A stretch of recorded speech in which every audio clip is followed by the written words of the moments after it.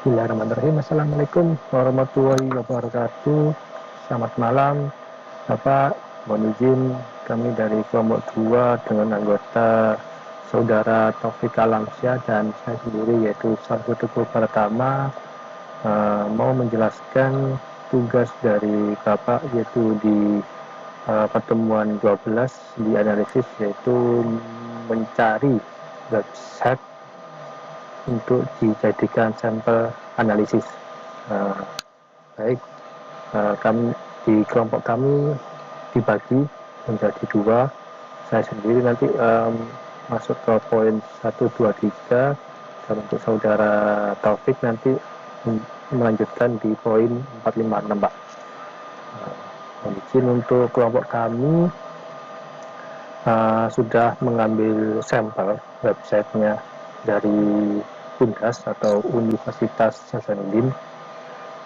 Ini sebagai sampel saja untuk analisis kami bagaimana website Universitas Hasanuddin pada saat dicek toolsnya itu apakah baik atau kurang, seperti itu.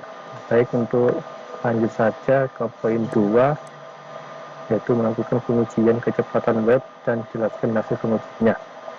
Untuk kelompok kami sudah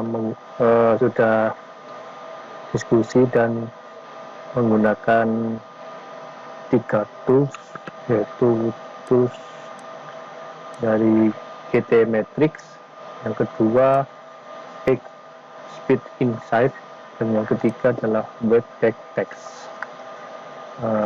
Baik, lanjut saja kita tes. Kita copy dulu link Universitas Hasanuddin, kemudian kita paste, kita analyze. Untuk yang pertama kita menggunakan GT Matrix, sedang diproses. Jadi toolsnya ini ada beberapa website, dan untuk yang saya pahami, untuk yang lebih baik untuk cek ini adalah GT Matrix, Speed Insight, sama Webpack Text. Yang kedua ini kita masukkan saja, kita analyze. Dan yang ketiga juga Webpack Text juga kita analyze untuk website Unhas. Kita enter, masih mencari. Untuk GT Matrix-nya masih belum selesai. Itu yang Speed Insight sudah muncul, masih proses dulu, masih proses. Yang untuk yang Webpack Text-nya masih proses juga. Sambil menunggu kita menjelaskan yang di GT Matrix terlebih dahulu. Kita tunggu.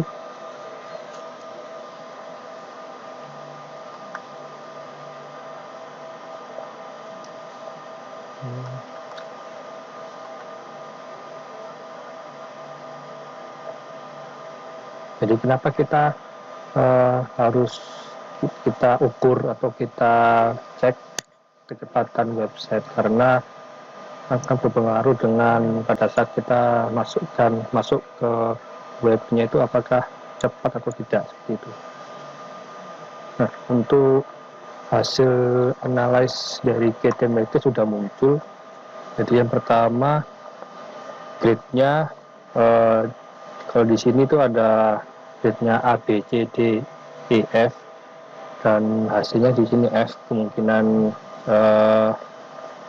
tidak stabil atau kurang baik. Mungkin bisa nanti kita dalami lagi kenapa websitenya ini hasilnya F, seperti itu. Kemudian performance-nya itu 33%.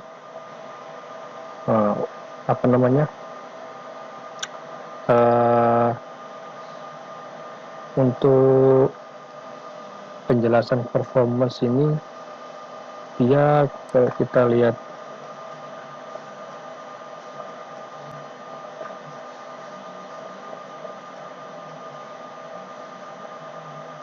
Kalau kita lihat itu di penjelasannya, performance itu menunjukkan seberapa cepat website Anda ketika diakses pengunjung. Ini kalau semakin tinggi persentase, semakin cepat website Anda. Oke, berarti 33% kemungkinan kecepatannya agak sedikit menurun. Kemudian struktur ini skor suatu website, menunjukkan seberapa baik website Anda dibangun dengan performa optimal, sama seperti performa sama struktur di 41%. Terus untuk LCP ini yaitu Large Contentful Paint, jadi dia menggunakan loading elemen konten seperti gambar atau text heading. Standarnya dia adalah 1,2 detik. Kalau di sini hasilnya 43,0 second. Kemungkinan agak jelek juga. Terus kemudian TBT, itu TBT total blocking time, mengukur waktu loading halaman web sampai semua fungsi bisa diakses di pengguna. Ini juga punya maksimal yaitu 150 milisecond. Untuk hasilnya 294 milisecond rata-rata. Di nggak terlalu baik dan nggak terlalu buruk di rata-rata. Terus kemudian CLS, keterangannya CLS Content Layout Shift, mengukur perubahan layout halaman saat loading sampai tampilannya benar-benar utuh. Ini maksimal 0,1. Kalau di sini 0, kemungkinan baik seperti itu. Kemudian di bawahnya itu ada summary, di bawahnya ada speed visualization. Ini adalah tadi yang LCP, terus online time-nya 45,6 sekian, time to interaktifnya 45,6 second, agak sedikit lambat seperti itu. Terus kemudian lanjut ke performance. Untuk FCP atau Fast Contentful Paint ini dihasilkan yaitu 4,7 second. Kalau untuk penjelasannya, FCP yaitu seberapa lama waktu yang dibutuhkan konten terbesar pertama untuk tampil. Standarnya maksimal 0,9 detik. Kalau di sini kita dapatnya 4,7 second. Agak sedikit lambat seperti itu. Terus yang kedua adalah speed index. Speed index itu seberapa cepat konten website Anda terlihat penuh. Ini maksimalnya 1,3 detik.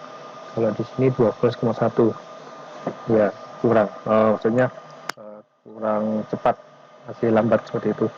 Kemungkinan ada sesuatu yang menghambat kecepatan website yang ada di Unhas gitu. Lanjut ke time to interaktif. Time to interaktif, seberapa lama waktu yang dibutuhkan website Anda untuk digunakan. Standarnya adalah 2,5 detik. Dihasilkan 45,6 second. Sama. Jadi FCP, speed index, dan time to interaktifnya agak sedikit lambat. Kemungkinan ada masalah di website-nya, baik gambar yang terlalu besar atau codingannya seperti itu. Nanti kita bongkar satu-satu. Terus yaitu total blocking time, TBT-nya. TBT-nya sama seperti di atas, TBT 294 milisecond. Cukup baik juga. Terus kumulatif layout shift-nya masih 0 atau good seperti itu. Lanjut. Nah, seperti dugaan saya, kalau di strukturnya dia, kalau di sini keterangannya properly size image, artinya size image yang ada di websitenya Unhas terlalu besar. itu bisa dikompres lagi lebih kecil supaya performance websitenya di UNAS itu seperti gambar dan video itu bisa dikompres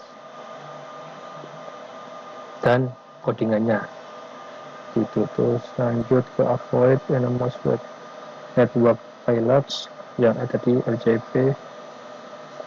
Oke, kita lihat kebanyakan image ya, gambar dan codingnya JavaScript. Oke, lanjut ke waterfall chart. Kalau kita lihat ininya, grafiknya ini adalah ininya, URL-nya.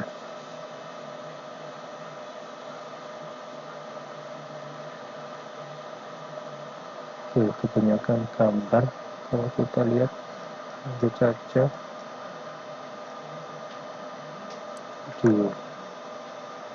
Oke, untuk yang GT Matrix. Jadi itu hasil analis GT Matrix pada website UNAS. Kemudian lanjut ke tools fix speed insight, ini dari Google. Jadi Google membuat website toolnya untuk mengecek website seberapa kecepatan website Anda. Sudah dianalisis, ini ada dua, itu ada mobile sama desktop. Untuk yang mobile ini kalau kita lihat LCP-nya agak sedikit di rata-rata ini 3,6 second. Terus first input delay baik 53 millisecond. Terus CLS-nya agak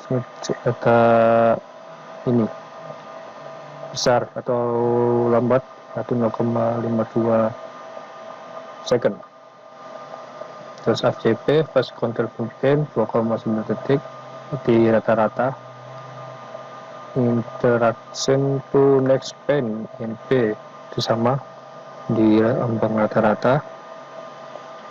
Terus time to first byte itu 1,4 detik. Terus untuk diagnosis masalah performa dia poinnya 16. Nah, itu keterangannya di bawah lagi ada FCP sama 3,8 detik. Ini semua merah karena di atas rata-rata maksimalnya. FCP-nya 3,8 detik, speed-nya 17,6 detik, CP-nya 4,6 detik. Ini yang di mobile ya, masih di mobile. Terus lanjut ke ini peluang. Nah, ini saran. Nah, ini kebanyakan gambar. Nanti kemungkinan gambarnya besar banget untuk size-nya ini.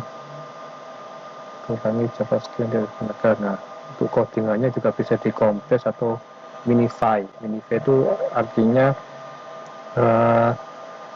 menghapus kode yang tidak terpakai gitu. Terus ubah ukuran gambar dengan tepat. Nah, ini sudah saya duga untuk gambarnya agak lebih besar, harusnya bisa dikompres lagi. Ada banyak website yang untuk mengkompres size gambar gitu. Kurangi CSS yang digunakan ketika kecilkan ukuran JavaScript, hindari penayangan JavaScript lama di fase modern. Ini adalah saran dari tools fix speed insight. Di bawahnya diagnosisnya menghindari payload jaringan yang besar. Ya sekali untuk yang warna merah. Selesai. Ini yang dari mobile. Untuk yang desktop kita lihat, itu yang desktop agak sedikit bagus. Kalau sebelumnya ini 5,9, artinya di abang rata-rata. FID-nya 5 milisecond baik, CLS-nya 6,1 baik, SCP-nya masih di ambang rata-rata, INP-nya 99 milisecond baik, TTFD-nya masih baik 1,1 detik. Yang untuk desktop sama, kebanyakan gambar juga. Diagnosisnya sama juga, sama seperti mobil. Oke, jadi seperti itu untuk hasil analisis menggunakan tool PageSpeed Insight. Untuk yang ketiga yaitu web page text. Nah, kita lihat untuk ini first byte 3,6 30 second artinya bagus, start readernya 9 second bagus, FTP-nya 8,8 masih bagus, speed indexnya 28,71 bagus, RGB-nya agak sedikit tinggi 7,20, CLS 0,36 merah, DPD-nya merah, data web 10,15 kilobyte. Oke, terus individual runs yang pertama, kalau di website saat kita masuk itu dia kecepatannya 88,07 second. Terus yang kedua ini dia, ya ini konten breakdown. Kalau kita lihat di sini kebanyakan image, requestnya image kebanyakan, yang font 4%,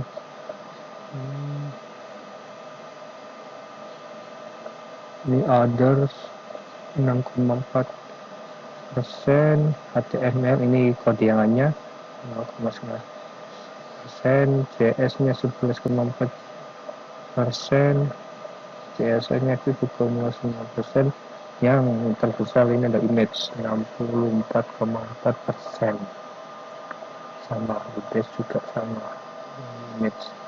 Oke, jadi ketemu untuk penyebab kenapa website Unhas agak sedikit lemot, karena image-nya terlalu besar. Itu kalau saran kami, gambar yang ada di website Unhas itu bisa seperti ini, itu bisa dikompres lagi, lebih dikecilkan lagi agar kecepatan untuk websitenya maksimal, seperti itu. Kemudian untuk codingannya ini mereka menggunakan HTML, terus CSS itu juga bisa dikompres atau namanya minify. Itu codingannya yang tidak dipakai agar dihapus saja karena mempengaruhi kecepatan website Unhas, seperti itu. Oke.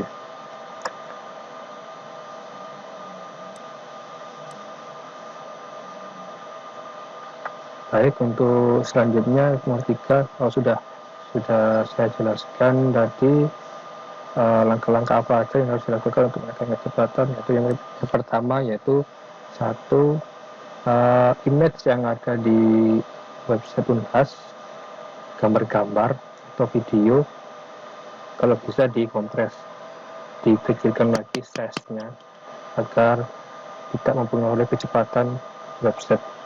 Unhas. Yang kedua yaitu codingan baik HTML, CSS itu akan bisa diminify, dikompres juga, atau dihilangkan script yang tidak dipakai, juga mempengaruhi kecepatan website. Nah, baik, itu saja yang saya jelaskan. Nanti akan dilanjutkan dengan saudara Taufik Alamsyah. Terima kasih.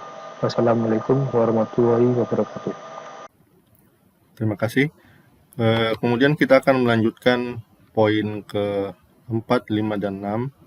Di sini poinnya adalah lakukan pengujian teknologi apa yang digunakan pada web tersebut, kemudian jelaskan teknologinya, kemudian lakukan pengujian malware.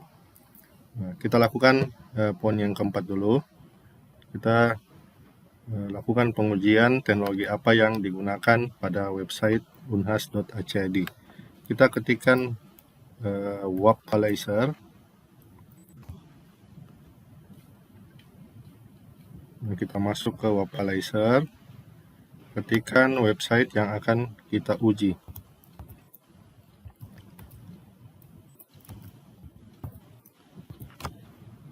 Kemudian kita cari, search. Di sini terlihat beberapa teknologi yang digunakan oleh website unhas.ac.id, yaitu CMS-nya menggunakan WordPress, begitupun blognya, kemudian page builder-nya WP Bakery, bahasa pemrogramannya PHP, kemudian database-nya MySQL, kemudian ada YouTube, framework-nya ada Bootstrap, kemudian WordPress plugin-nya yang digunakan, kemudian web server-nya Lightspeed, translation, JavaScript, dan library. Berikutnya kita akan melihat apa-apa saja keunggulan dari teknologi yang digunakan oleh website unhas.ac.id. Yang pertama, dari hasil penelusuran analisa dari wapalizer.com, kita mendapatkan informasi bahwa yang pertama, framework yang digunakan oleh website unhas.ac.id itu adalah Bootstrap, kemudian CMS-nya pakai WordPress, kemudian web servernya Lightspeed, kemudian bahasa pemrogramannya yang digunakan adalah PHP, dan database-nya adalah MySQL. Kita akan melihat apa saja kelebihan dan kekurangan dari teknologi yang digunakan oleh website unhas.ac.id. Yang pertama, framework Bootstrap. Kelebihan dari framework Bootstrap itu adalah yang pertama, tampilan websitenya responsif sehingga dapat menyesuaikan pada semua device seperti pada mobile dan pada desktop. Kemudian pada framework ini sudah dilengkapi dengan bahasa pemrograman CSS, HTML, dan JavaScript. Berikutnya, kelebihannya lagi adalah dia open source, sehingga kita dapat menggunakannya secara gratis. Selain kelebihannya, ada kekurangan dari framework Bootstrap. Yang pertama adalah kurangnya gambar, karena dia menggunakan CSS versi 3. Kemudian, belum semua browser bisa menyesuaikan tampilan website yang sesuai dengan layar perangkat. Berikutnya adalah CMS WordPress. Pada CMS WordPress ini kelebihannya yang pertama gratis. Jadi kita bisa menggunakan untuk kepentingan pribadi, untuk membuat web pribadi, dan bisa juga untuk bisnis karena tidak mengeluarkan biaya. Kemudian user friendly.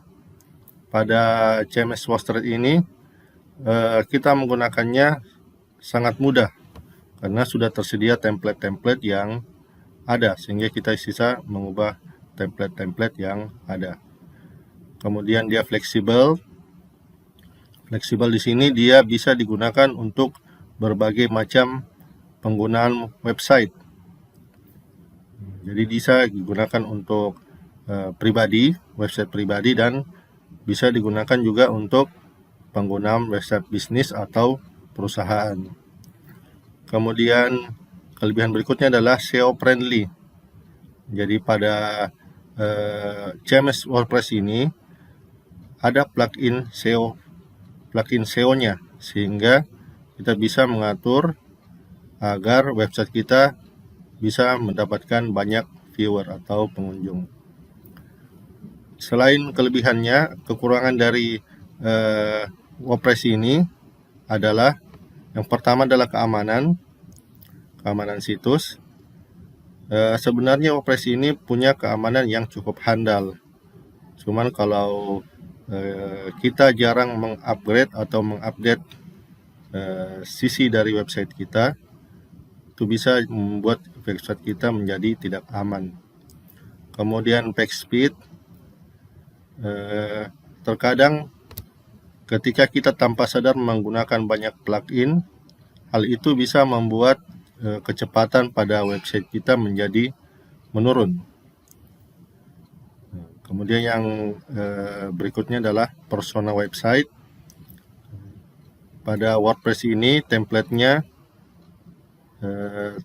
tidak terlalu banyak, jadi itu saja, sehingga kita sedikit merasa kesulitan apabila ingin membuat tampilan website kita menjadi lebih bagus.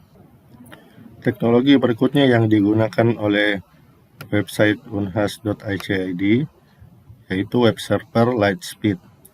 Kelebihannya, kebutuhan hardware-nya yang pertama tidak terlalu tinggi.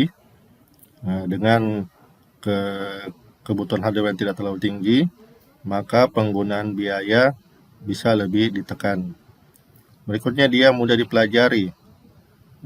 Tampilan web server ini mudah dipelajari karena dia memakai platform Apache. Berikutnya, dia memiliki kualitas keamanan yang lebih terjamin, memiliki proses dan stabilitas yang dapat diandalkan. Kekurangannya yang pertama adalah harganya yang cukup mahal, karena web server ini dalam penggunaan softwarenya mempunyai lisensi yang berbayar, sehingga user harus mengeluarkan biaya secara berkala.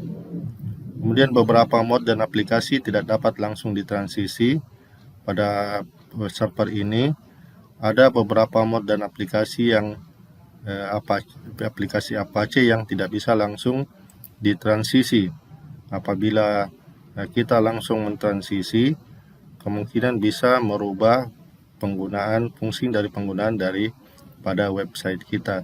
Tetapi dalam perkembangannya web server ini sudah melakukan update, sehingga sudah ada beberapa mod dan aplikasi yang sebelumnya belum bisa ditransisi secara langsung, sekarang sudah bisa ditransisi. Teknologi berikutnya adalah menggunakan bahasa pemrograman PHP.